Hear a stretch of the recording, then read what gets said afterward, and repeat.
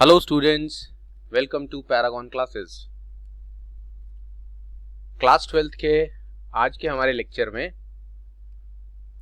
हम यूनिट 1 का जो चैप्टर चल रहा है कैपेसिटर्स, इलेक्ट्रिकल कैपेसिटेंस, इसको फिनिश करेंगे और साथ ही साथ यूनिट 1 भी फिनिश करेंगे। तो आज का जो हमारा टॉपिक है, लास्ट टॉपिक, वो ये है आपके सामने। आज के हमारे टॉपिक का नाम है grouping of capacitors. 12th level पर कैपेसिटर्स की सारी जानकारी आपको दे दी गई है। सबसे पहले आपको कैपेसिटेंस क्या होता है, किसी कंडक्टर पर चार्ज स्टोर करने की कैपेसिटी के बारे में, तो कंडक्टर की कैपेसिटेंस पढ़ाई गई। उसके बाद आपको बताया कि कंडक्टर उतना चार्ज स्टोर नहीं कर पाता जितना हमें अपने यूज के लिए चाहिए, तो उस कंडक्टर से हमने कैपेसिटर बनाया। कैपेसिटर आपको 3 टाइप के पढ़ाए, parallel plate capacitor, spherical capacitor, cylindrical capacitor, जिसमें से पैरेलल प्लेट कैपेसिटर के आगे की बात आपको पढ़ाई गई। पैरेलल प्लेट का कैपेसिटेंस, पैरेलल प्लेट कैपेसिटर का कैपेसिटेंस निकालना सिखाया, उसका एनर्जी स्टोर्ड भी सिखाया। फिर हमने देखा कि हम उस कैपेसिटर का कैपेसिटेंस और कैसे बढ़ा सकते हैं, तो आपको उसमें मीडियम क्या होना चाहिए, और मीडियम क्या होना चाहिए उसके लिए आपको behaviour of conductor, behaviour of insulator, behaviour of dielectric, ये सारी चीज़ें पढ़ाई। और फाइनली आपको बताया कि अगर हम कैपेसिटर की प्लेट्स के बीच में कोई डाइलेक्ट्रिक स्लैब डाल दें तो कैपेसिटेंस k टाइम्स बढ़ जाती है, और k dielectric constant of the dielectric slab होता है। ये सारी बातें हम कर चुके हैं। आज हम फाइनली ये सीखेंगे कि अगर एक से ज्यादा कैपेसिटर्स आपस में कंबाइन कर दिए जाए, जैसे कि आप यहां पर देख पा रहे हो, ये जो आप देख रहे हो ये फर्स्ट कैपेसिटर है जिसका कैपेसिटेंस C1 है, ये सेकेंड कैपेसिटर है जिसका कैपेसिटेंस C2 है, और ये थर्ड कैपेसिटर है जिसका कैपेसिटेंस C3 है। C1, C2, C3 ऐसे 3 कैपेसिटर्स जिनकी कैपेसिटेंस गिवन है C1, C2, C3 से डिनोट की गई है, ये आपस में कनेक्ट किए हुए हैं। तो जब भी एक से ज्यादा कैपेसिटर्स आपस में कनेक्ट किए जाते हैं उसे ग्रुपिंग ऑफ कैपेसिटर कहा जाता है। ठीक है जी। ग्रुपिंग का मतलब क्या होता है? ग्रुप का मतलब होता है कलेक्शन, कह सकते हो आप। ऐसे ग्रुप ऑफ पीपल का मतलब होता है कुछ लोग इकट्ठे हो जाए। तो ग्रुपिंग ऑफ कैपेसिटर्स का मतलब कुछ कैपेसिटर्स को आप आपस में इकट्ठा कर दो, कनेक्ट कर दो। अब ये ग्रुपिंग 2 तरीके से की जा सकती है, जिसमें से पहला तरीका आपको यहां सिखाया जा रहा है, capacitors in series. Capacitors in series की पहचान क्या है, और इस सीरीज कॉम्बिनेशन को पहचानने के बाद आपको क्या करना है, वो सब कुछ यहां दिखाया जा रहा है। तो यहां पर आप इस डायग्राम में देख रहे हो कि 3 कैपेसिटर्स हैं। तो मान लीजिए आपके पास ये एक कैपेसिटर था, ये एक कैपेसिटर था, और ये एक कैपेसिटर था। इसका कैपेसिटेंस C1, इसका C2, इसका C3। मैं रफ में यहाँ साइड में बनाकर दिखा रहा हूँ कि ये डायग्राम कैसे बना हुआ। ये आपके लिए एक फेयर डायग्राम इसलिए बनाया है पहले से ही कि लेक्चर आपको ज़्यादा लेंदी या बोरिंग ना लगे। अब आपने क्या करना है, कैपेसिटर में 2 प्लेट्स हैं, आपको ये कैपेसिटर्स आपस में इस तरह ज्वाइन करने हैं कि पहले कैपेसिटर की सेकेंड प्लेट अगले कैपेसिटर की फर्स्ट प्लेट, और अगले कैपेसिटर की सेकेंड प्लेट उससे अगले कैपेसिटर की फर्स्ट प्लेट। यानी हर पहले वाले कैपेसिटर की जो सेकेंड प्लेट है वो अपने से अगले वाले कैपेसिटर की पहली प्लेट पर ज्वाइन कर देनी है। और ऐसे आगे कितने भी लगा सकते हो आप। ये 3 का एग्जाम्पल लिया है, जरूरी नहीं है 3 ही होने चाहिए, हाँ कम से कम 3 तो होने चाहिए, तभी वो ग्रुप कहलाएगा। दो कैपेसिटर आपस में ज्वाइन करेंगे तो वो ग्रुप नहीं, वो एक पेयर कहला सकता है। तो ग्रुप के लिए 3 कैपेसिटर्स, या और 3 से ज्यादा कितने भी हो सकते हैं, आप एक और यहाँ ज्वाइन कर दो ऐसे, और कितने भी कर सकते हो। उसके बाद आपकी जो बैटरी जो इन कैपेसिटर्स को चार्ज देगी, चार्ज ही तो स्टोर करोगे आप इस पर, वो बैटरी इस तरह से कनेक्टेड होनी चाहिए कि उस बैटरी का, देखो मैं दिखाता हूं, बैटरी इस तरह से कनेक्टेड होनी चाहिए,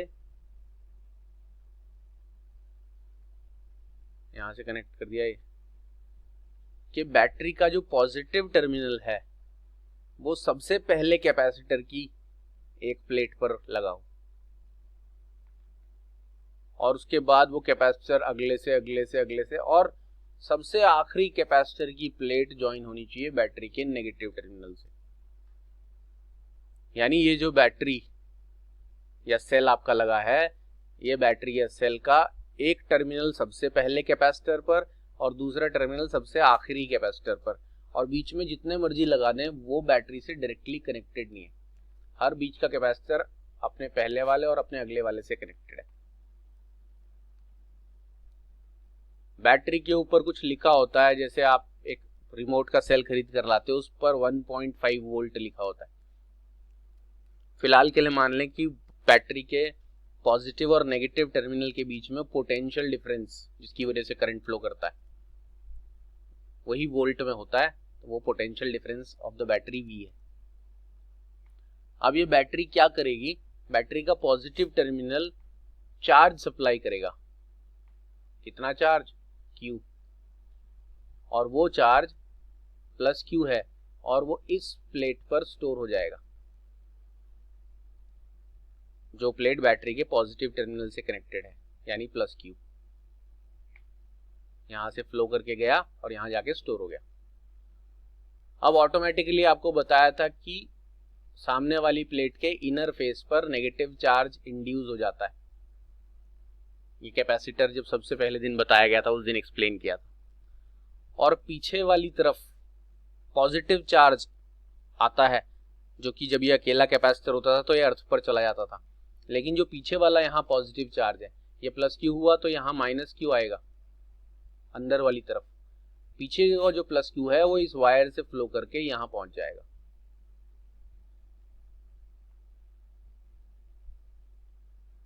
और फिर इसके सामने वाली सरफेस पर माइनस Q चार्ज आ जाएगा,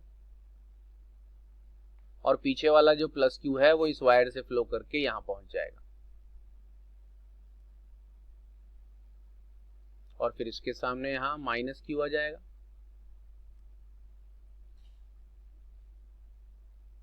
और ये माइनस Q वाली प्लेट तो कनेक्टेड है ही नेगेटिव टर्मिनल से। यहाँ का जो पीछे का चार्ज है उसको आप अर्थिंग कर देते हो, यहाँ पर वो अर्थिंग करके दिखाई नहीं है इस डायग्राम में, लेकिन यहाँ की जाती है। पीछे वाला प्लस चार्ज ऑटोमेटिकली अर्थ पर, सबसे आखिरी प्लेट को अर्थ करना है। तो यही चीज जो मैंने यहाँ पर ऐसे करके दिखाई है वो यहाँ ऑटोमेटिक है, रेडीमेड। लेकिन रेडीमेड पहले से देखने पर कई बार कंफ्यूजन हो जाता है, इसलिए मैंने बना कर दिखाया। देखो यहाँ दिखाते हैं, ये बैटरी का पॉजिटिव टर्मिनल है, जो बड़ी वाली डंडी होती है वो पॉजिटिव टर्मिनल को शो करती है, छोटी वाली डंडी जो होती है नेगेटिव टर्मिनल को शो करती है। बैटरी का सिंबल है, सेल या बैटरी। तो इस सेल का पॉजिटिव टर्मिनल कनेक्टेड है इस प्लेट से। इस प्लेट का नाम A रख देता हूं मैं। A प्लेट पर पॉजिटिव चार्ज स्टोर हुआ, प्लस Q दिख रहा है, सामने वाले पर ऑटोमेटिक माइनस Q आ जाना है। ये आपको रीजन डिटेल में बताया जाएगा, क्योंकि ये प्लेट न्यूट्रल होती है, इस प्लेट पर दोनों तरह का चार्ज होता है, प्लस B और माइनस B, मेटल की प्लेट है। नेगेटिव चार्ज यहाँ आ जाता है उतना ही एग्जैक्टली। पीछे वाला जो पॉजिटिव चार्ज है वो इस वायर से फ्लो करके यहाँ पे आ गया। अब बैटरी ने तो सिर्फ पहले वाले को दिया है, बाकी काम इन्होंने ऑटोमेटिक कर दिया। इस वाले ने इसको चार्ज इंड्यूस किया, पीछे वाले पॉजिटिव चार्ज फ्लो करके यहाँ आ गया। इस पॉजिटिव चार्ज ने इसके सामने अपने सामने वाले पर इंड्यूस कर दिया, उसके पीछे का पॉजिटिव चार्ज फ्लो करके यहाँ आ गया, उसने अपने सामने वाले पर इंड्यूस कर दिया, एंड सो ऑन चलता रहेगा जितने भी कनेक्ट करोगे। अब अगर ये प्लेट ए और बी, ये प्लेट ए और बी, ये प्लेट ए और बी कही जाएंगी हर कैपेसिटर के लिए, तो ए प्लेट पर पॉजिटिव चार्ज, बी पर नेगेटिव चार्ज, ए पर पॉजिटिव। और गौर फरमाने वाली बात यह है कि सभी कैपेसिटर्स पर चार्ज सेम है। ये सबसे पहली पहचान है सीरीज के, या आप सबसे पहला यूं कहें पॉइंट है टू बी नोटेड कि सीरीज में जितने भी कैपेसिटर्स कनेक्टेड होंगे, सीरीज में जितने भी कैपेसिटर्स कनेक्टेड होंगे, उन सारे कैपेसिटर्स पर क्या चीज सेम रहेगी? चार्ज सेम रहेगा। और उसका रीजन आपको बता दिया है, रीजन के साथ जानना जरूरी है। ऐसे बच्चे याद कर लेते हैं कि सीरीज कॉम्बिनेशन में चार्ज सेम रहता है, लेकिन अब आपको रीजन पता है, क्योंकि पहले इस बैटरी ने पहले प्लेट पर जो चार्ज दिया उसके सामने उतना ही माइनस, पीछे उतना ही प्लस, वही ट्रांसफर होकर दूसरी कैपेसिटर पर चला गया, सामने उतना ही माइनस, पीछे उतना ही प्लस, वही ट्रांसफर होकर दूसरे पर चला गया। तो सारे कैपेसिटर्स पर चार्ज सेम रहेगा। कैपेसिटेंस सबकी C1, C2, C3 है। तो एक कैपेसिटर पर तीन चीजें होती हैं मेनली, एक उसका कैपेसिटेंस, एक उसका चार्ज और एक उसका पोटेंशियल। और इन्हीं के बीच में रिलेशन होता है Q is equal to CV। इसको आप V is equal to QIC भी लिख सकते हो। ये फॉर्मूला पहले पढ़ चुके हैं। Q is directly proportional to V, और प्रोपोर्शनलिटी का साइन आगे C आता है, C कैपेसिटेंस होता है, चार्ज देने से पोटेंशियल बढ़ता है। ये सारी कहानी पढ़ चुके हैं। तो इस फॉर्मूले के मुताबिक अगर आपसे पहले कैपेसिटर का पोटेंशियल डिफरेंस या वोल्टेज पूछा जाए तो वो V1 होगा, जो कि होगा Q/C1, कॉमा लगाकर V2 होगा Q/C2, और कॉमा लगाकर V3 होगा Q/C3। ये मैं यहाँ बाउंड्री लाइन खींच देता हूँ जिससे बच्चों को कंफ्यूजन ना हो कि ये मैंने समझाने के लिए बनाया था अलग। ये हमारा मेन जो चल रहा है कि V1, V2, V3 इनका पोटेंशियल सबका अलग अलग होगा। और पोटेंशियल अलग अलग क्यों होगा? क्योंकि जब आप V is equal to Q/C के फॉर्मूले से निकालोगे पहले कैपेसिटेंस का पोटेंशियल, तो Q तो सब में सेम है, अभी बताया, और उसका रीजन थ्योरेटिकली बताया कि बैटरी ने जब पहले वाले को चार्ज दिया उसी की वजह से सारा सब चार्ज सेम हो गया। पूरी कहानी सुन ली है। अब सबका चार्ज सेम है, लेकिन सबका कैपेसिटेंस अलग अलग है। अब चार्ज अगर सेम है सबका, तो जिसका कैपेसिटेंस सबसे ज्यादा उसका पोटेंशियल सबसे कम, और जिसका कैपेसिटेंस सबसे कम उसका पोटेंशियल सबसे ज्यादा। देखो डिनोमिनेटर में ज्यादा चीज होगी तो आंसर कम आएगा, और डिनोमिनेटर में कम चीज होगी तो आंसर ज्यादा आएगा। तो आपको याद रखनी है ये दो पॉइंट्स, यहां ना लिख के यहां लिख रहा हूं मैं। पहला पॉइंट क्या? सीरीज कॉम्बिनेशन में सारे कैपेसिटर्स पर चार्ज सेम होगा, जिसे यहां पर हमने Q से डिनोट किया हुआ है। स्मॉल q से भी कर लेते हैं, कैपिटल Q से भी। लेकिन सबका पोटेंशियल जो है वो डिफरेंट होगा। सेकेंड पॉइंट, पोटेंशियल डिफरेंट होगा। और सबसे ज्यादा किसका पोटेंशियल होगा? जिसकी कैपेसिटेंस सबसे कम होगी। और ये पोटेंशियल तीनों का V1 plus V2 plus V3 add करके ही टोटल पोटेंशियल बनेगा, या ये कहें कि यही टोटल पोटेंशियल तीनों में बट जाता है, किसी को ज्यादा किसी को कम मिलता है अकॉर्डिंग टू द कैपेसिटेंस। तो और इस फॉर्मूले के मुताबिक सबको पता चल जाएगा कि चार्ज अगर सब पर सेम आया है तो जिसकी कैपेसिटेंस ज्यादा उसका पोटेंशियल कम, जिसकी कैपेसिटेंस कम उसका पोटेंशियल ज्यादा। और वैसे भी जानते हैं कि चार्ज स्टोर करने पर पोटेंशियल बढ़ता है, लेकिन जिसकी कैपेसिटेंस बहुत ज़्यादा होती है उस पर चार्ज स्टोर करने पर उसका पोटेंशियल उतना नहीं बढ़ता। तो टोटल जो भी आपने बैटरी लगाई, जो भी आपने इन तीनों को कंबाइंड पोटेंशियल दिया, उसी के 3 टुकड़े या 3 हिस्से हो गए। अब V को आप क्या बोल सकते हो, Q/C। तो V की जगह मैं Q/C लिख देता हूं। V1 को आप क्या बोल सकते हो, Q/C1। V2 को क्या बोल सकते हो, Q/C2। और V3 को क्या बोल सकते हो, Q/C3। ये फॉर्मूले ऊपर लिखे हैं, सब भी मैंने पुट कर दिए हैं। अब Q सब में से कॉमन लेकर कैंसिल कर सकते हैं, तो आपके पास 1/C is equal to 1/C1 plus 1/C2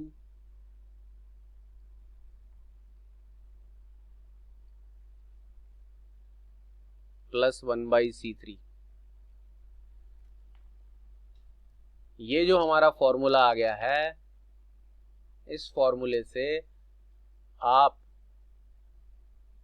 उन कैपेसिटर्स का इक्विवेलेंट कैपेसिटेंस निकाल सकते हो जो कैपेसिटर्स सीरीज में जुड़े होते हैं। अब क्या होता है ये इक्विवेलेंट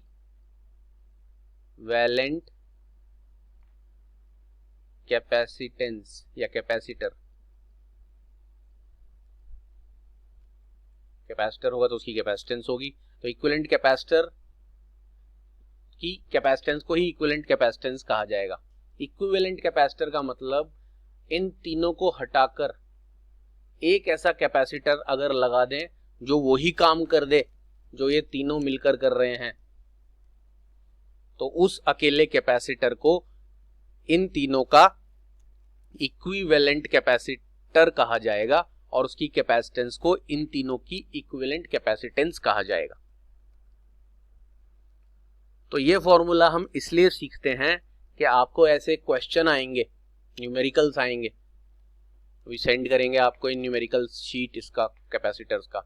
आपको ऐसे क्वेश्चन आएंगे जिनमें ऐसा कोई सर्किट बना दिखा होगा जिसमें कैपेसिटर्स आपस में कनेक्टेड होंगे और आपसे कहा जाएगा स्पेशली कि आपको इनका इक्विवेलेंट कैपेसिटेंस निकालना है, यानी आपको एक ऐसे कैपेसिटर बताना है जो इनका सारों का काम अकेला कर दे। जैसे वेक्टर्स का रिजल्टेंट निकालते हैं जब, तो 2 वेक्टर्स का रिजल्टेंट उस वेक्टर को कहा जाता है जो वही काम कर देता है जो वो दोनों मिलकर कर रहे हैं। ऐसी यहां पर बस रिजल्टेंट ना बोल के इक्विवेलेंट बोल देते हैं। तो ये फॉर्मूला आपको इक्विवेलेंट कैपेसिटेंस, ये C निकालना सिखाता है। C वो अकेला कैपेसिटर है जो C1, C2, C3 का काम अकेला कर देगा। और फॉर्मूला क्या कहता है कि अगर कैपेसिटर सीरीज में हो तो आपको उनका रेसिप्रोकल करके ऐड कर दें तो इक्विवेलेंट कैपेसिटेंस का भी रेसिप्रोकल आएगा। यानी इस फॉर्मूले में C1, C2, C3 की वैल्यू रख दें, सॉल्व करें, 1/C की वैल्यू आएगी, 1/C की वैल्यू पता चल गई, उसका रेसिप्रोकल कर दें तो C आ जाएगा। और C इन तीनों का या जितने भी कैपेसिटर सीरीज में लगे होंगे उनका कहलाएगा क्या, इक्विवेलेंट कैपेसिटेंस। तो आपको ये फॉर्मूला कैसे बना वो भी सीख लिया है। हालांकि फॉर्मूले के बनने का डेरिवेशन ये बहुत ही रेयरली कभी पूछा गया है। इस टॉपिक पर न्यूमेरिकल्स ही आते हैं जो वो ये फॉर्मूला यूज करके आपको सॉल्व करने होते हैं। तो आपने सारे पॉइंट सीख लिए हैं। कैपेसिटर्स को आपस में कनेक्ट कैसे करते हैं, जब बैटरी लगाते हैं उन पर चार्ज कैसे कैसे आता है, कैसे कैसे आने से पता चला चार्ज सबका सेम रहता है, और सब पर सेम चार्ज आता है तो सबका पोटेंशियल अलग अलग होता है, वो भी रीज़न आपको पता चल गया। सबके अलग अलग पोटेंशियल को जोड़ते हैं तो टोटल पोटेंशियल आता है, और उस टोटल पोटेंशियल की जगह आप total charge upon total capacitance, बाकी सबके जगह चार्ज अपॉन कैपेसिटेंस रखते हो तो आपको इक्विवेलेंट कैपेसिटेंस का फॉर्मूला मिल जाता है। यानी वो फॉर्मूला जिससे आप सीरीज कॉम्बिनेशन में इक्विवेलेंट कैपेसिटेंस निकाल सकते हो। ये 3 का है, ऐसे 30 भी लगे हो तो 1 बाय 1 बाय 1 बाय करके फाइंड आउट कर देंगे। अब हम इसी ग्रुपिंग ऑफ कैपेसिटर्स के अगले पार्ट पर चलते हैं। जैसे यहाँ लिखा है कैपेसिटर्स इन सीरीज, ऐसे हमें पढ़ना है कैपेसिटर्स इन पैरेलल। तो वो भी आपको डायग्राम बनाकर दिखाते हैं। तो ये आपके सामने आ गई है दूसरे टाइप की grouping, second type of grouping of capacitors में ही। इसका नाम है कैपेसिटर्स इन पैरेलल। ये आपका सेकेंड टाइप का ग्रुपिंग होता है। सीरीज आपने अभी सीख लिया है। अब ये आपके पास डायग्राम दिखाया है, इसमें भी 3 कैपेसिटर्स दिखाए हैं। ये C1 लिखा है, इसका कैपेसिटेंस, ये फर्स्ट कैपेसिटर है, ये सेकेंड कैपेसिटर, ये थर्ड कैपेसिटर।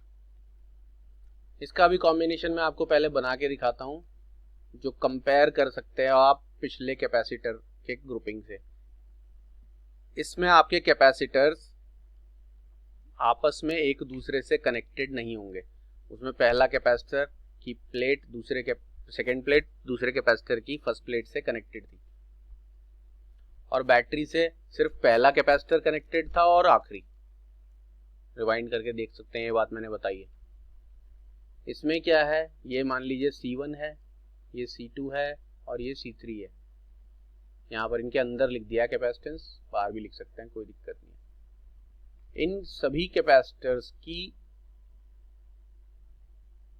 एक प्लेट आपस में कनेक्टेड होगी, लेफ्ट वाली ऐसे, और वो तीनों का कॉम्बिनेशन जाएगा बैटरी के पास पॉजिटिव टर्मिनल के, और बैटरी का जो नेगेटिव टर्मिनल है वो भी इसी तरह कैपेसिटर की तीनों प्लेट्स के साथ कनेक्टेड होगा डायरेक्टली। यानी तीनों कैपेसिटर की, ये अगर मैंने बताया था A मानते हैं इस प्लेट को, इसको B, इसको A और इसको B, इसको A और इसको B, तीनों कैपेसिटर की A प्लेट और A प्लेट बैटरी के पॉजिटिव टर्मिनल से, और तीनों कैपेसिटर की B प्लेट और B प्लेट बैटरी के नेगेटिव टर्मिनल से, और फाइनली इनको अर्थ भी किया जाता है। अब होगा क्या, ये V वोल्ट की आपकी जो बैटरी है, इससे charge Q let us suppose यहां से ट्रेवल करके यहां तक पहुंचता है। तो मैं आपको दिखाता हूं, वो जो चार्ज Q यहां से यहां तक पहुंचा, यहां पहुंचने के बाद उसके 3 पार्ट हो जाएंगे, Q1, Q2 और Q3, और ऑटोमेटिकली जिस कैपेसिटर की कैपेसिटेंस सबसे ज्यादा होगी उस पर सबसे ज्यादा चार्ज ट्रैवल करके पहुंच जाएगा, और जिसकी कैपेसिटेंस सबसे कम होगी, अभी हमें पता नहीं किसकी कम है किसकी ज्यादा, लेकिन अंदाजे से अगर मान लीजिए लेट अस सपोज कि C1 की कैपेसिटेंस बाकी दोनों से ज्यादा है, तो C1 पर चार्ज भी बाकी दोनों से ज्यादा आएगा। सेकेंड नंबर पे अगर C2 की कैपेसिटेंस है तो उस पर उससे थोड़ा कम चार्ज, और थर्ड नंबर पर यानी कैपेसिटेंस सबसे कम अगर C3 की है तो ऑटोमेटिकली उस पर सबसे कम चार्ज जाएगा। यानी इन तीनों कैपेसिटर की प्लेट्स पर चार्ज सेम नहीं होगा, जैसा कि पिछले में चार्ज सेम था, क्योंकि उसमें हर कैपेसिटर के अगले कैपेसिटर को चार्ज उस कैपेसिटर से ही मिल रहा था। यहाँ डायरेक्ट बैटरी से तीनों को चार्ज मिल रहा है। और जो चीज सेम होगी तीनों की, वो क्या चीज होगी, V, यानी तीनों कैपेसिटर्स का पोटेंशियल डिफरेंस यानी वोल्टेज। और उसका कारण क्या है, पहला तो आप डायग्राम से देख सकते हैं, जब ये वाली प्लेट डायरेक्टली पॉजिटिव टर्मिनल से और ये वाली प्लेट डायरेक्टली नेगेटिव टर्मिनल से कनेक्टेड है, तो इन दोनों प्लेट्स के बीच में वही पोटेंशियल होगा जो बैटरी का पोटेंशियल है। ये भी ऐसे ही डायरेक्टली पॉजिटिव और नेगेटिव से कनेक्टेड है, और ये भी ऐसे ही पॉजिटिव और नेगेटिव से कनेक्टेड है। और इस पर जो चार्ज प्लस Q1 जाएगा उसका सामने माइनस चार्ज यहाँ आएगा और पीछे वाला पॉजिटिव फ्लो करके अर्थ पर चला जाएगा। ऐसे ही इस पर Q2 जो भी प्लस चार्ज जाएगा सेम नहीं होगा, इसका अलग इसका अलग, लेकिन उतना ही इसके ऊपर नेगेटिव चार्ज स्टोर हो जाएगा और फिर वो अर्थ पर चला जाएगा पीछे वाला पॉजिटिव चार्ज। और इस पर भी प्लस उतना ही जो Q3 आया और माइनस उतना ही, और इसका पॉजिटिव पीछे चला जाता है। और मैथमेटिकल रीजन आप देख सकते हैं कि सबका पोटेंशियल सेम क्यों है। तो ये फॉर्मूला दिख रहा है आपको, V is equal to Q upon C. सबका V सेम इसलिए है क्योंकि जिस कैपेसिटर का कैपेसिटेंस ज्यादा है उस पर चार्ज भी ज्यादा है, और जिसका कैपेसिटेंस कम है उस पर चार्ज भी कम है, यानी दोनों का रेशियो जो है वो हमेशा सेम रहेगा, कांस्टेंट रहेगा। तो आप मैथमेटिकली भी समझ सकते हो कि चार्ज उसी पर ज्यादा जाएगा जिसका कैपेसिटेंस ज्यादा होगा, कैंसिल करके उतना आएगा। जिसका कैपेसिटेंस कम उस पर चार्ज भी कम। तो मैथमेटिकली V तीनों का कांस्टेंट, और फिजिकली यानी डायग्राम के हिसाब से भी आप देख सकते हो कि एक टर्मिनल बैटरी के पॉजिटिव, एक प्लेट बैटरी के पॉजिटिव टर्मिनल से कनेक्टेड है और दूसरी प्लेट बैटरी के नेगेटिव टर्मिनल से कनेक्टेड है डायरेक्टली। सीरीज कॉम्बिनेशन में सिर्फ पहला कैपेसिटर की पहली प्लेट बैटरी के पॉजिटिव टर्मिनल से कनेक्टेड थी, बाकी सारे कैपेसिटर कितने भी आप लगा दोगे सब आपस में कनेक्टेड है, वह बैटरी से सिर्फ आखिरी प्लेट कनेक्टेड है, इसलिए इन सबको वो पोटेंशियल नहीं मिलेगा जो बैटरी का है। यहाँ बैटरी का पोटेंशियल पॉजिटिव वाली टर्मिनल की प्लेट को सबको एक तरफ और नेगेटिव वाली सबको एक तरफ सेम मिल रहा है। अब ये जो डायग्राम आपको दिखाया गया है इसमें तीनों यही C1 जैसा मैंने यहाँ बताया, C2 C3, ये Q charge plus Q charge यहाँ पहुंचा और यहाँ से कितना ट्रैवल करके गया, प्लस Q1 जो यहाँ स्टोर हो गया, माइनस Q1 यहाँ, और पीछे वाला प्लस Q1 अर्थ चला गया। यहाँ पर कितना पहुंचा, प्लस Q2, और यहाँ पर कितना पहुंचा, प्लस Q3। Q चार्ज ही डिवाइड होता है तीन डिफरेंट पार्ट्स में, इक्वल नहीं होते वो, ये जरूरी नहीं है तीनों, हाँ इक्वल हो सकते हैं, अगर तीनों का कैपेसिटेंस बराबर है तो तीनों चार्ज भी बराबर हो जाएंगे। लेकिन यहाँ जिसका कैपेसिटेंस ज्यादा उस पर चार्ज भी ज्यादा, जिसका कैपेसिटेंस कम उस पर चार्ज भी कम। यानी यहाँ पर क्या चीज सेम होती है, पोटेंशियल, और चार्ज सेम नहीं होता। और ये जो दिखाया गया है ये एरो बनाकर V, यहां समझ लीजिए लगी होगी क्या, बैटरी। वो बैटरी यहाँ दिखाई नहीं, लेकिन ये लिख कर दिखा दिया कि इन दोनों एंड्स के बीच में V वोल्टेज, यानी यहाँ पर बैटरी आपको लगानी पड़ेगी। और बैटरी का पॉजिटिव टर्मिनल ये है, बड़ी डंडी पॉजिटिव टर्मिनल को शो करती है, जिससे चार्ज फ्लो करके यहाँ पहुंचा और तीन हिस्सों में डिवाइड हो गया। तो यहाँ potential same, charge different. Series में चार्ज सब में सेम होता था लेकिन पोटेंशियल सबका अलग अलग होता था। तो आपको ये डिफरेंस मेनली समझ में आना चाहिए। डिफरेंस समझ में आएगा तो अब आप आसानी से इसका भी फॉर्मूला बना, देखो दिखाते हैं इसका फॉर्मूला बनाकर। तो फॉर्मूला हमारा यहाँ से शुरू होता है, ये आपको लिखा दिखाई दिया है कि Q चार्ज जो इस बैटरी से Q चार्ज गया वही तीन पार्ट्स में डिवाइड हो गया। तो हमारा फॉर्मूला शुरू होता है Q is equal to Q1 plus Q2 plus Q3, क्योंकि जिन तीन पार्ट्स में डिवाइड हुआ है उन्हें ऐड करेंगे तो Q आएगा, क्योंकि ये तीन हिस्से हुए हैं। जिस पर सबसे ज्यादा चार्ज गया है इसका मतलब उसका कैपेसिटेंस सबसे ज्यादा है। वोल्टेज सबका V और V ही है। वोल्टेज मतलब पोटेंशियल डिफरेंस। अब आप Q का फॉर्मूला पुट करें, ये रखो, ये है formula Q is equal to CV, पहले ही लिखा हुआ हमने। और Q1 का फॉर्मूला बनेगा C1V, Q2 का फॉर्मूला बनेगा C2V, और Q3 का फॉर्मूला बनेगा C3V। ऐसा क्यों? क्योंकि पहले कैपेसिटर का जिस पर Q1 चार्ज है उसका कैपेसिटेंस C1 है लेकिन वोल्टेज तो V है, दूसरे का कैपेसिटेंस C2 है लेकिन वोल्टेज तो V है, तीसरे का C3 है लेकिन वोल्टेज V है। तो Q1, इस Q का फॉर्मूला CV से C की जगह C1 लिखा है, V सबका सेम है। अब आप V सबका कॉमन लेके, यहाँ से V कॉमन लेके कैंसिल कर सकते हो, तो आपके पास C is equal to C1 plus C2 plus C3, ये फॉर्मूला बन जाता है क्या फाइंड आउट करने का, इक्विवेलेंट कैपेसिटेंस, जो भी मैंने बताया था।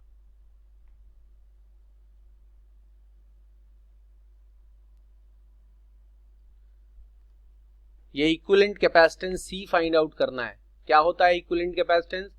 अगर ये कैपेसिटर्स पैरेलल में लगे हैं तो इन्हें हटाकर एक ऐसा कैपेसिटर लगाया जा सके जो इन तीनों का काम अकेला कर दे, वो कैपेसिटेंस या वो कैपेसिटर इन तीनों का इक्विवेलेंट कैपेसिटर कहलाएगा, और उसका कैपेसिटेंस होगा तो इक्विवेलेंट कैपेसिटेंस कहलाएगा। तो फॉर्मूला क्या बोलता है कि जब कैपेसिटर्स पैरेलल में लगे होते हैं तब उनका इक्विवेलेंट कैपेसिटेंस निकालने के लिए आप उन्हें सिंपली ऐड कर दो। सीरीज में आपको उन्हें सिंपल ऐड नहीं करना था, उनके रेसिप्रोकल को ऐड करना था, और फिर इक्विवेलेंट कैपेसिटेंस भी नहीं मिलता था आपको, इक्विवेलेंट कैपेसिटेंस का भी रेसिप्रोकल मिलता था। यानी जब आप 1/C1 plus 1/C2 plus 1/C3 करते थे तो आपको 1/C मिलता था। लेकिन यहाँ आपको ऐसा कुछ झंझट करने की जरूरत नहीं है। जितने भी कैपेसिटर्स पैरेलल में लगे हों सीधा सीधा सबको ऐड कर दो, सिंपल। फैराड में होता है, माइक्रो फैराड में होता है कैपेसिटेंस, सीधा सीधा ऐड कर दो तो टोटल कैपेसिटेंस ही उनका इक्विवेलेंट कैपेसिटेंस कहलाएगा।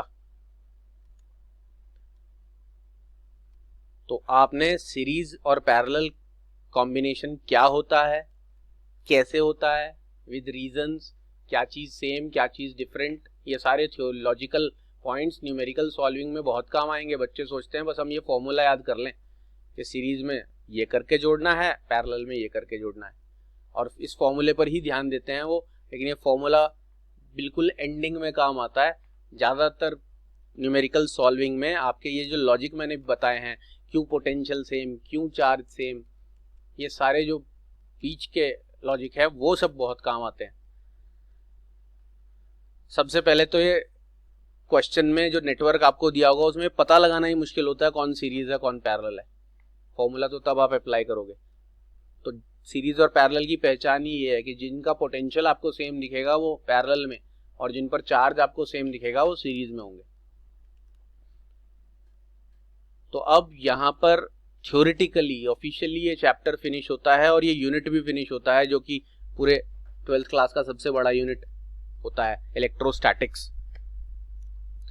अब आगे का प्रोग्राम ये है कि आपको इस चैप्टर का भी क्वेश्चन पेपर भेजा जाएगा, जो थोड़ा बाकी पेपर से लेंदी है, क्योंकि इस चैप्टर में न्यूमेरिकल्स ज़्यादा होते हैं तो पेपर भी ऑटोमेटिकली लेंदी बनता है।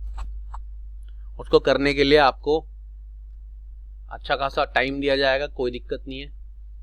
लेकिन टाइम देने का मतलब ये नहीं कि आप आखिरी दिन करो, उसको 5-5 क्वेश्चन 4-4 5-5 क्वेश्चन डेली करें तो आप लगभग 1 वीक में उसको आराम से सॉल्व कर सकते हैं। बहुत सारे क्वेश्चन एक दिन में करने की ज़रूरत नहीं है। तो 30 के अराउंड ही उसमें क्वेश्चन होंगे, 4-4 5-5 क्वेश्चन करेंगे तो 1 वीक में सॉल्व हो जाएगा। तो आप वो क्वेश्चन पेपर सॉल्व करते रहेंगे, और इन द मीन टाइम अगले लेक्चर से आपका यूनिट 2 जिसका नाम है करंट इलेक्ट्रिसिटी वो स्टार्ट हो जाएगा। वो काफ़ी छोटा यूनिट है, मार्क्स उसके भी इतने ही हैं जितने इसके मार्क्स हैं, लेकिन वो छोटा चैप्टर है, उसमें वो छोटा यूनिट है, उसमें 2 ही चैप्टर्स हैं, तो काफ़ी जल्दी ख़त्म हो जाता है वो। और मैग्नेटिज्म इसलिए थोड़ा जल्दी ख़त्म हो जाता है कि जिस बच्चे ने इलेक्ट्रोस्टैटिक्स पढ़ लिया वो मैग्नेटिज्म बहुत आसानी से सीख सकता है। जो सब कुछ इलेक्ट्रोस्टैटिक्स में पढ़ाया जाता है वो सब कुछ मैग्नेटिज्म में भी है। यहाँ 2 तरह का चार्ज होता है, वहाँ 2 तरह के पोल्स होते हैं। यहाँ इलेक्ट्रिक डायपोल होता है, वहाँ मैग्नेटिक डायपोल होता है। यहाँ इलेक्ट्रिक फील्ड होती है, वहाँ मैग्नेटिक फील्ड होती है। सब कुछ 90% वैसा ही है, सिर्फ कंपेयर करना पड़ेगा। खैर वो सब जब आएगा तब आपको करवाएंगे। अगले लेक्चर में हम नया यूनिट स्टार्ट करेंगे। केयरफुली वॉच करते रहें और मुझसे कांटेक्ट में रहें, और ये क्वेश्चन पेपर मिलने के बाद उसको सॉल्व करना शुरू कर दें, जैसे ही मिले उसी दिन से ही। तो अब मुलाकात होगी नए लेक्चर में नए यूनिट के साथ, करंट इलेक्ट्रिसिटी। तब तक के लिए goodbye and take care.